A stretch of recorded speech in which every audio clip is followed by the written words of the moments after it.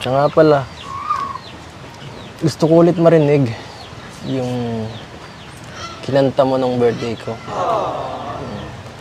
Gusto ko walang istorbo. Gusto ko ako lang makarinig.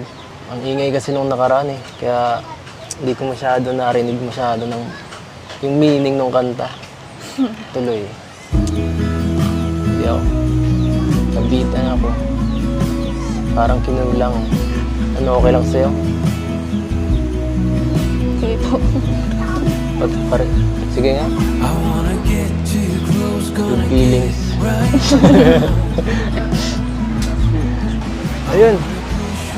Ayun. Dito pala may signal eh.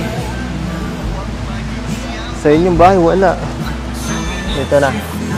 Ano, ready ka na? Ito yung kanta. Sabayan niyo po ang Kuya Eds. Sabayan? Opo. Ay, hindi na.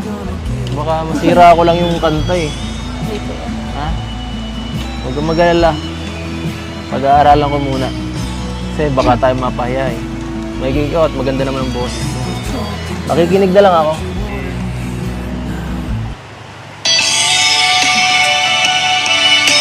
Grabe. Wala nung kiyanta mo yan.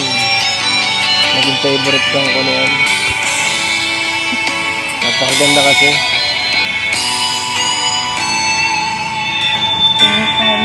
Kaya ang iibigin mo. Oo naman. Higit sa isang katulad ko. Di ako magbabago. Ang pag-ibig para lang sa iisang puso. Para akong hinihipnotize ngayon. Asahan mo pagkat ako'y tapat sa pag-ibig mo.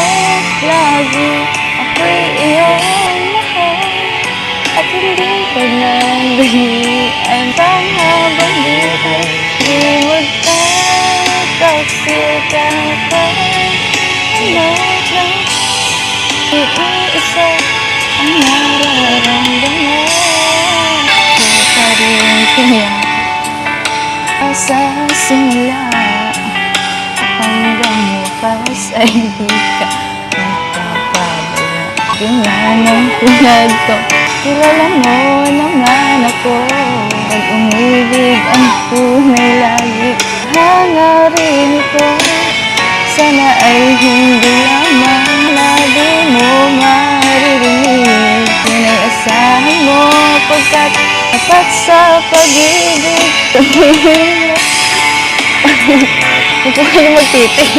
Sabihin mo lagi ako'y iyong mahal. Bakit? Gusto ko eh.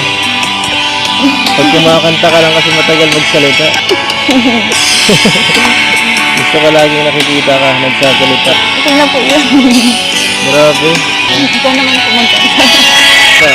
Sabihin mo lagi, ako'y iyong mahal.